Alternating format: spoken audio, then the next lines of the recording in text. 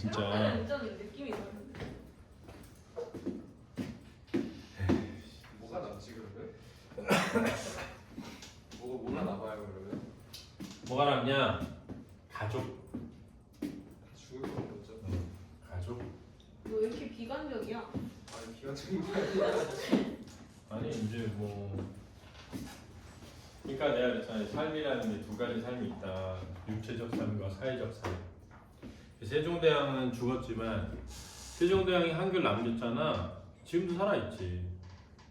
한글을 사용하는 사람이 영원히 살아계시기 전까지는 사회적으로 살아있는 거죠. 그러니까 내가 왜 사회에 나가서 내가 어떤 사회적 역할을 하면서 살아야 하느냐. 선생님은 학원 강사가 되기로 했어. 그러면은 내가 죽어도 나한테 배워서 그 배운 걸 바탕으로 대학에 가서 자기 꿈을 이루고 살아가는 사람이 나를 기억하지 못하더라도 내 사회적인 삶이 그 안에 남아있는 거지, 녹아있는 거지. 우리가 몰라서 그렇지 이 안에 어떤 사람이 엄청 훌륭한 일을 하게 될 수도 있어. 나중에 훗날. 그래서 우리가 엄청 먹고 사는 데 큰 영향과 도움을 끼칠 수도 있는 거야.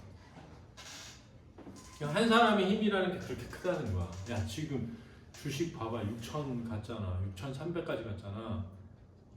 우리 2,000까지 가는데도 엄청 오래 걸렸었는데 한 명 대통령 한 명 바뀌어서 6,000까지 가는 거야. 그러니까 한 사람이 할 수 있는 일이 사실 무한대로 커. 안 할 뿐이지.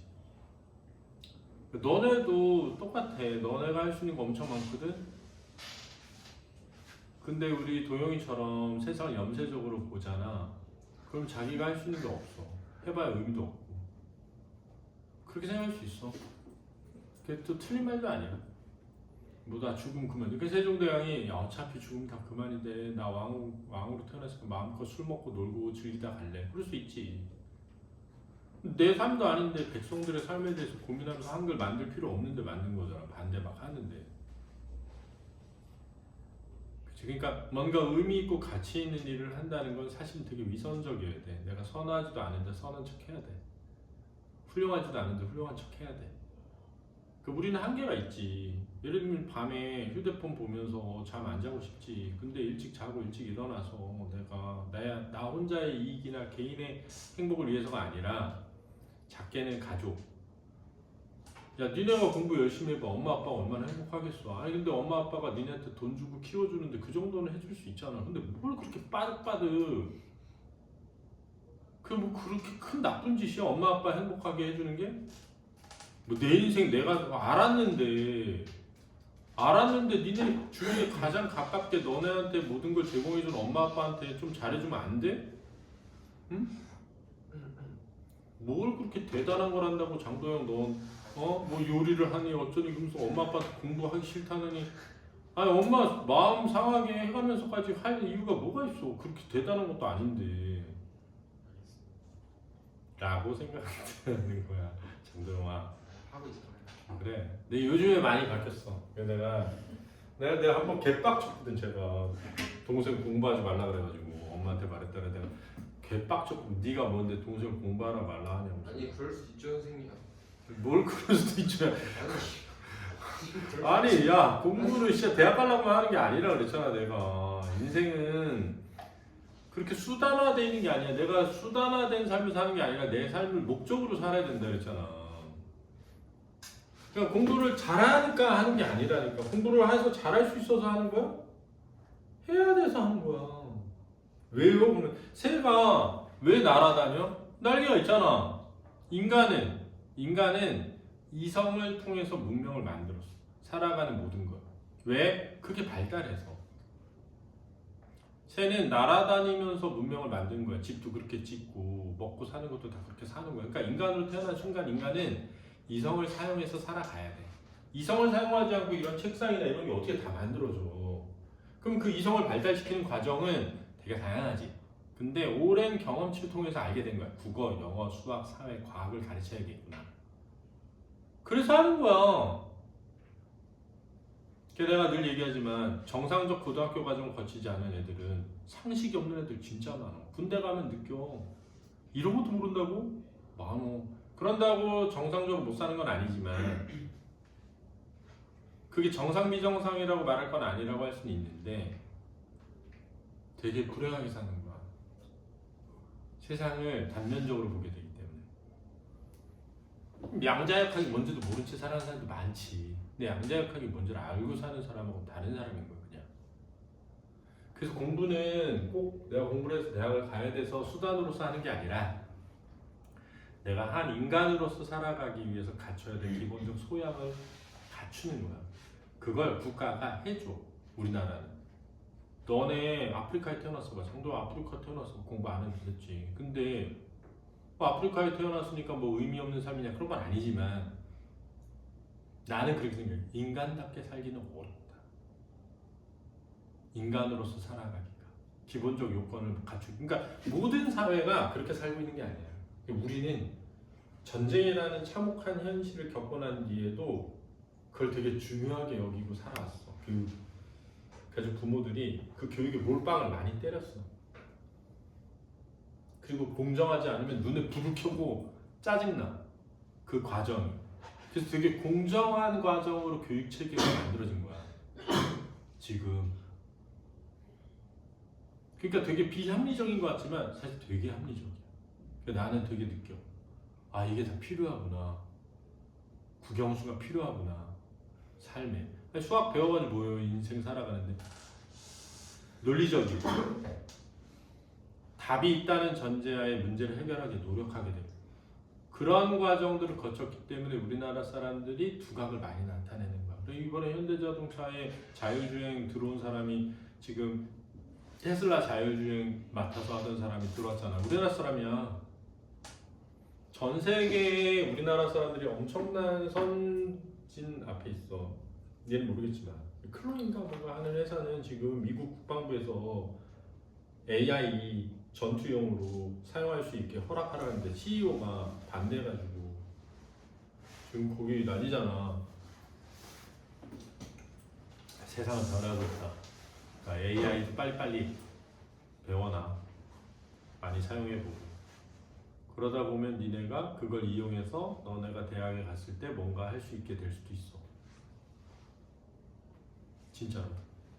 우리는 그 토대를 만들고 있는 거야. 그래서 막 뭐 엔비디아에서 몇만 장 가져왔잖아.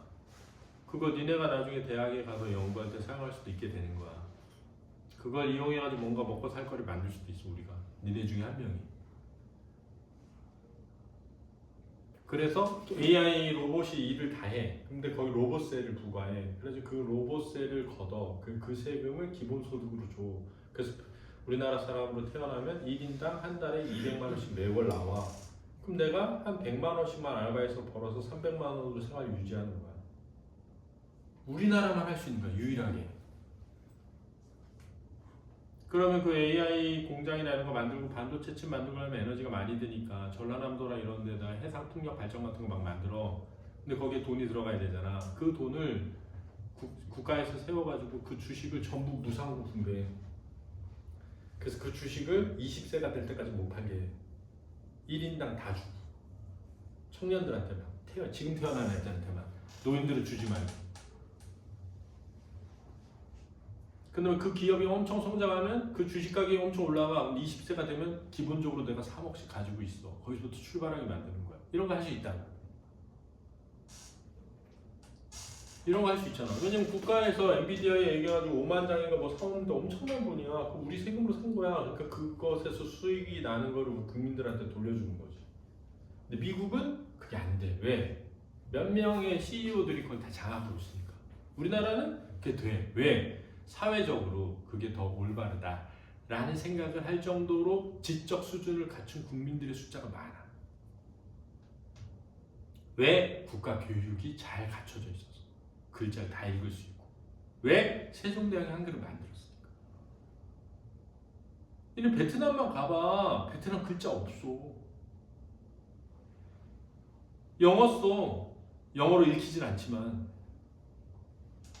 그러니까 봐, 세종대왕이 얼마나 큰일을 한 거니.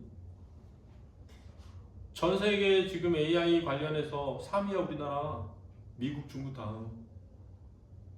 한 번에. 그 가능한 이유. 야, 그러니까 너네도 제발 니네 개인의 행복의 틀에 갇혀있지 말고 좀 더 의미 있는 일을 할 수 있는 사람이 되기 위해 노력하면 얼마나 좋을까라는 거야. 그러나 우리는 그걸 또 이 말도 안 되는 걸 해야죠. 향찰이죠, 향찰.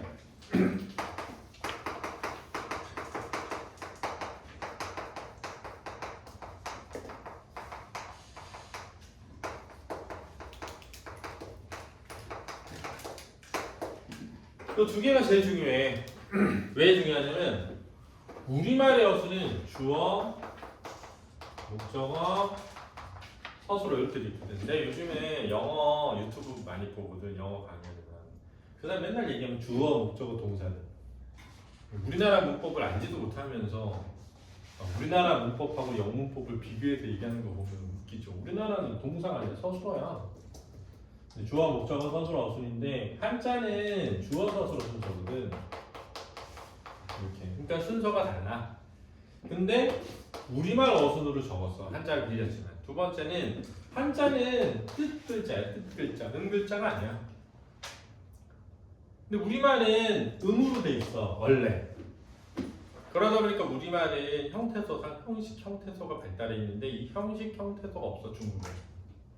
그래서 우리는 그 형식 형태소를 한자에 뭘 빌려서 음을 빌려서 적는 거야. 이게 전면적 표기라고 해. 전면적 표기. 그래서 예를 들어가지고 뭐 전에 선생님이 얘기했는데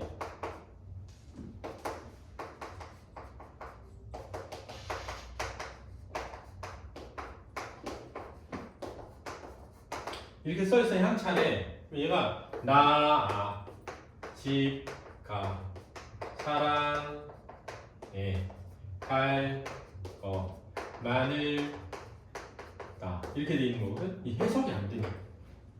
근데 어떤 사람이 이렇게 생각해. 나 집에 간다. 로 해석하는 거야. 그러면은 집에 할 때 이 에 부사격 조사니까 형식 형태 조사라. 다 형사형 종결어미니까 어미니까 형식 형태소자니 형식 형태소는 음을 빌리고 실질 형태소는 뜻을 빌린 다음에 우리말 순서로 해석을 했더니 해석이 되기 시작한 거야. 이거를 양주동이라고 하는 박사가 처음에 했어. 양주동 박사는 동국대 국문과 교수였어 당시. 근데 동국대가 불교 도서관이 있어. 그 안에 그 불교 도서관에 스님들이 써놓은 책들이 엄청 많은데 스님들이 쓴 책이 살아남은 거야. 향가가. 이해됐지? 그러니까 이거 뭐 향가 하면은 대부분 스님들이 쓴 게 남아있어. 왜냐면 다 불에 타서 없어졌는데 스님들이 쓴 책들은 절에 남아있었단 말이야. 신라시대 때 것부터. 그래서 신라시대 때 월명사라는 스님이 쓴 시가 남았는데 해석이 안 된 거지. 왜? 한문으로 써있는데 중국어로 해석이 안 돼. 왜 안 되지? 방대한 양을 지금은 이제 그래서 오히려 내가 볼 때 국문과 나중에 혹시 가게 되면 이 중에 가고 싶으면 가서 향가를 다 AI에 때려 넣어. 그래서 이걸 랜덤하게 계속 돌려. 그러면 AI가 아마 해석을 훨씬 더 매끄럽게 잘해줄지도 몰라. 해석이 안 되는 옛 고서적들 엄청 많은 거거든. 그거 돌리면 나올 수도 있어. 지금 뭐 돌고래 말도 번역하니까 AI가 그 유튜브 보면 고래가 신호 보내는 걸 계속 녹음을 했는데 녹음을 해놨는데 그게 뭔지 몰랐는데 그 데이터를 그냥 때려 넣어서 AI에 돌렸더니 AI가 거기서 분석을 해주잖아. 패턴을 읽어가지고 방대한 해보면 좋을 것 같아. 근데 이제 양준영 박사 이렇게 했는데 김한진이가 야 그게 아니고 내가 보니까 이거 나 집을 사랑할 거다 야 이럴 수도 있지. 왜냐면 어느 건지는 몰라. 나 집 사랑할 거다 이렇게 했을 수도 있잖아. 나 집에 간다가 아니라. 그래서 향가가 수능에 출제되기 어려운 이유는 향차로 기록되어 있는데 이거를 현대 해석한 거다 보니까 원문을 완전히 정확히 해석했다고 할 수가 없어. 왜냐면 향차로 적힌 게 있고 그걸 한문으로 다시 적은 게 있으면 돼. 로제타 스톤처럼. 여러 개 언어로 같은 내용을 쓰면 번역이 다 완벽하게 되잖아. 근데 여러 개 언어로 쓰여 있는 게 완벽하게 해석이 되지 않은 상태에서 지금 추론하는 거야. 더군다나 문제는 뭐냐면 지금 우리가 사용하는 말과 옛날 사용하는 말이 다를 거 아니야. 그 당시는 이게 어떻게 읽혔는지 모르잖아. 그러니까 우리가 그냥 막 추정하는 거야. 그래서 해석에 이견이 있고 해석에 이견이 있다 보니까 출제되기가 좀 어려운 면이 있다. 근데 다만 EBS에 나온 건 출제될 수 있지. 왜냐하면 교과서에는 번역이 다 달라. 그래서 교과서에 배운 내용을 내기는 어려워. 왜냐하면 특정 그 교과서를 배우는 사람한테 유리해지잖아. 근데 EBS는 모두가 배우잖아. 그러니까 EBS에 나온 해석은 낼 수 있다고 봐. 그래서 지금 어차피 고전 시간에 시조 아니면 가사가 나올 가능성이 크니까 시조하고 가사는 100% 해석을 해놔. 향가나 이런 한시 이런 거 그냥 그렇구나 하고 넘어가면 돼. 한 번 보고 말면 돼. 근데 시조는 특히 연시조는 없어도 전문을 찾아서 해석해놔야 돼. 가사는 전문을 찾아서 해석하기가 어려워. 그럼 어떻게 하면 되냐면 만약에 예를 들면 가사가 나왔어. 관동별곡이 나왔어. 근데 관동별곡은 전문을 배웠어. 고등과정에. 그러면 전문을 배우면 봐. 면왕정가 전문을 봐. 뭐 만분가 너무 길어. 예를 들면 만약에 만원서 너무 길어. 그러면 그냥 모의고사에 나온 부분, 자주 출제된 부분만 해석을 해놓으면 돼. 알았지? 그래서 딱 내 생각은 시조하고 가사는 해석을 100% 해놔. 그럼 꼭 나온다. 그러면 엄청 빨리 풀려. 그러면 고전시가가 2개 나오고 만약에 수필이 엮여서 나오면 핵심은 수필 해석 잘하는 데 걸려있을 가능성이 크고 배운 건 어려운 걸 거고 안 배운 건 쉬운 걸 거야. 그러니까 어려운 배운 거는 외워놓고 알고 있고 쉬운 거는 그냥 읽으면서 대충 유추하고 수필 해석이 잘 돼야 돼. 그 문제가 빨리 풀려. 현대시도 하나는 배운 데서 나올 거고 하나는 안 배운 데서 나올 거거든. 그럼 현대시는 다 외워놓는 데. 우리 현대시는 어렵진 않잖아. 그러니까 해석을 완전히 해놓은 상태에서 새로운 것만 유추 때려가지고 보기 보고 유추 때려가지고 그냥 문제 푼다 이렇게. 그러면 현대소설은 외부 지문에서 나올 확률이 높고 고전소설은 나올 확률이 높은데 고전소설은 EBS의 범위가 아닌 데가 나올 가능성이 있거든. 그러니까 고전소설은 나온 부분만 정확하게 해석해놓고 다 읽을 수는 없잖아. 그러니까 줄거리 같은 거를 좀 읽어서 전체 내용의 흐름을 이해해두면 좋지. 전체 내용의 흐름.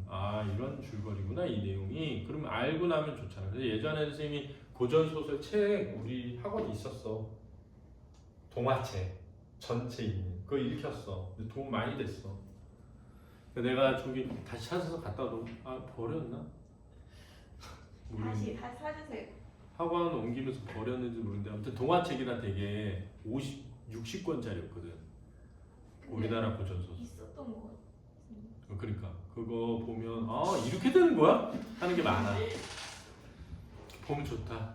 그러니까 나는 고3 때 공부를 많이 하라고 하고 싶지 않아. 국어 공부를. 국어 공부 많이 한다고 성적 오르지 않아. 진짜. 그럼 뭘 많이 해야 되냐? 일단 첫 번째 문법을 확실하게 해놔야지. 여러 번 해서. 엄매를 할 거면. 화장 그런 게 안 되니까 화장은 그냥 모의고사만 하고.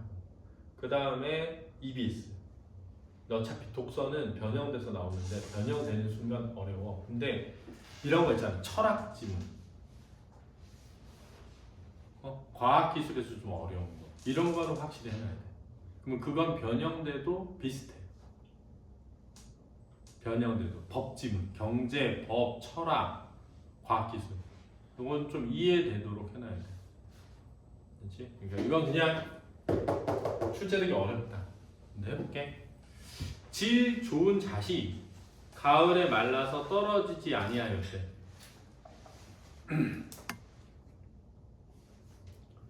너를 중히 여겨 가겠다고 하신 것과는 달리 낯이 변해버리신 겨울에. 이렇게 된 거거든. 그럼 이제 여기서 뭘 이해되냐면 잘 봐. 너를 할 때 너가 이 시의 화자야. 너를 중히 여겨 가겠다. 여기가 인용절이야.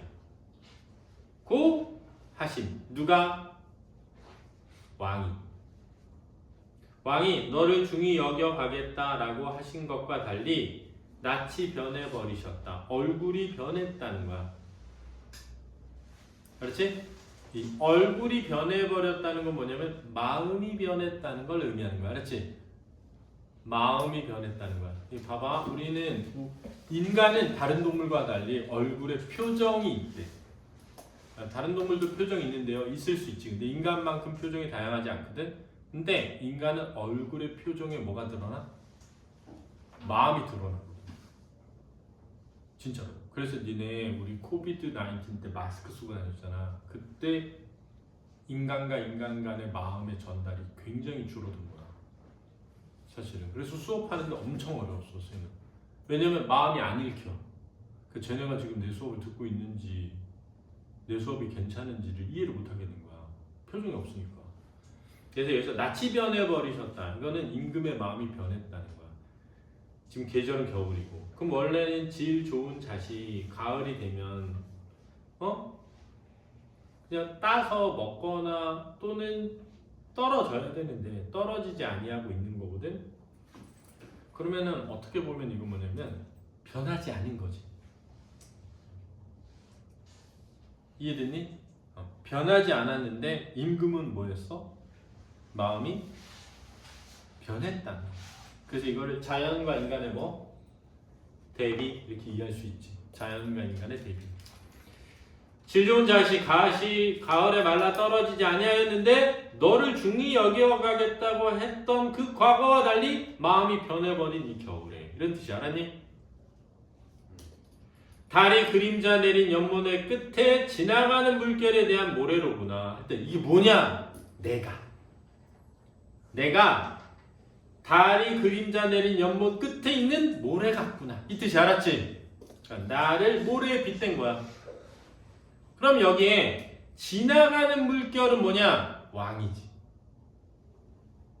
그럼 지나가는 물결은 뭐냐? 변해버리는 거지. 이해됐어? 이거 어렵다고. 잘 이해돼. 다시. 질이 좋은 잣이 가을에 말라 떨어지지 아니하였는데 너를 중히 여기겠다고 한 것과는 달리 마음이 변해버린 이 겨울에 달 그림자 내린 연못 끝에 있는 모래 같구나 내가. 이런 뜻이 알았지? 그럼 여기서 지나가는 물결은 누구고? 변해버린 임금이고. 그럼 여기서 질 좋은 잣은 나일 수 있죠. 나는 그 질 좋은 채 변하지 않고 떨어지지 않고 말라서 여기에 있는데 나를 중하게 여기겠다고 한 너는 왜 나를 버린 거야? 이 뜻이지. 내가 질 좋은 잣이야. 야, 너 진짜 훌륭한 애야. 내가 나중에 너 쓸게 했어. 잣아, 너 진짜 훌륭하니까 내가 떼다가 너 쓸게 했는데 난 질 좋은 잣이고 나는 떨어지지 않고 여기서 말라가면서 있는데 넌 왜 마음이 바뀌었어? 이 뜻이지. 나를 중히 여기기 때문에. 그래서 나는 달 그림자 내린 연못 끝에 있는 모래 같아. 그냥 지나가 버리는 너 왕을 바라보는 모습이야. 바라보지만 누구의 모습? 임금의 모습을. 세상의 모든 걸 잃어버린 처지요. 누가? 내가. 알았지? 요리 해석하면 되겠습니다. 알겠습니까? 근데 여기 보면 1번 봐봐. 가는 신라 34대 효성왕 원년에 신충이 지은 향가인데 가와 관련해 다음 같은 이야기가 전해진대. 효성왕이 왕이 되기 전에 신충과 더불어 궁정의 잣나무 아래서 바둑을 두다가 신충에게 훗날 내가 만일 그대를 잊는다면 잣나무가 증인이 될 것이다 라고 장담을 했대. 하지만 왕위에 오른 효성왕은 공신들에게 상을 내릴 때 신충을 잊어버려. 신충이 이 노래를 지어 잣나무에 붙였더니 나무가 갑자기 말라버렸대. 이 사실들을 왕이 신충을 등용했더니 잣나무가 다시 소생했다고 한다. 근데 내가 옛날에 어디 역사책 읽다가 봤는데 여기 신충이 실제로 효성왕을 민 사람이 아니래. 역사 속에는 다른 왕자를 밀었다가 밀려난 사람이어서 이걸 자기가 지어낸 걸 수도 있대. 알았지? 나 진짜 되게 충격받았어. 그 역사책 보고. 뭐야, 나 그렇게 믿었는데 남아있는 얘기가 이거여서 그런 얘기가 있다. 그래서 질 좋은 잣은 나라면, 화자라면 나는 질 좋은 잣이고 나는 훌륭한 사람이고 네가 훌륭하다고 여긴 사람인데 가을이 되어 말라 떨어지지 않고 여기 견디고 그대로 버티고 있는데 너를 중하게 여기겠다고 했던 왕은 그 말과 달리 마음이 변해버리셨대. 그리고 겨울이 왔대. 달 그림자 내린 연못 끝에 모래처럼 나는 그 지나가는 왕의 마음을 바라보고 있을 뿐인데 모든 걸 잃어버린 처지가 되었대. 이런 뜻이 알았지? 수고했습니다. 안 돼. 정리해야지. 하자는 누구야?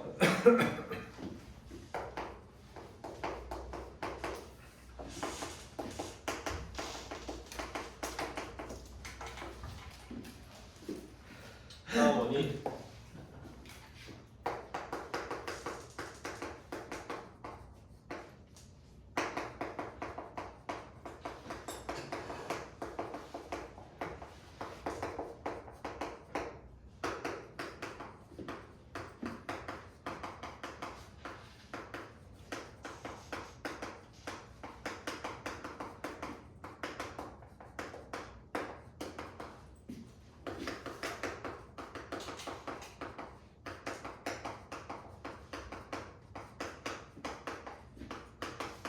이렇게 정리하면 될 것 같아. 물론 처지야 했으니까 도론법이고 처지가 천자라고 볼 수도 있어. 근데 독백체에 가깝죠.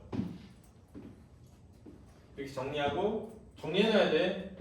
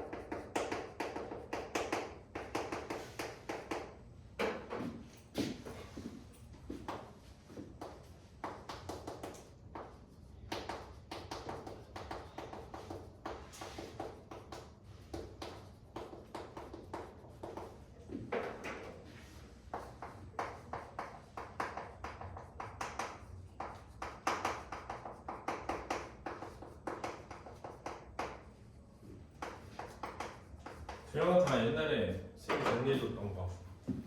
얘가 8줄짜리니까 8구체 한가라고 그러거든. 그러면 4구체, 8구체, 19체 있고 19체 한가를 산해가라고 해. 특별히 19체 한가가 형식적으로 가장 완성된 한가야. 니네가 제막매가 배웠던 거 있잖아. 그게 19체 한가지. 원래 19체 한가는 낙도의 감탄사고거든. 그래서 그런 얘기해. 이게 봐봐. 4구체, 8구체, 19체잖아. 그러니까 19체는 이렇게 돼 있으면 여기까지 가나, 여기까지 가나, 여기까지 가나 이렇게 내용적으로 묶이거든. 근데 이 9구에 감탄사가 나와. 형식적 특징으로. 근데 시조에도 종장의 첫 번째 감탄사가 많이 나와서 향가 기원선이 있어. 시조의 향가 기원선. 그게 여기서 비롯한다. 이제 나중에 알고 있으면 되겠습니다. 이건 한시 가볼게. 한시.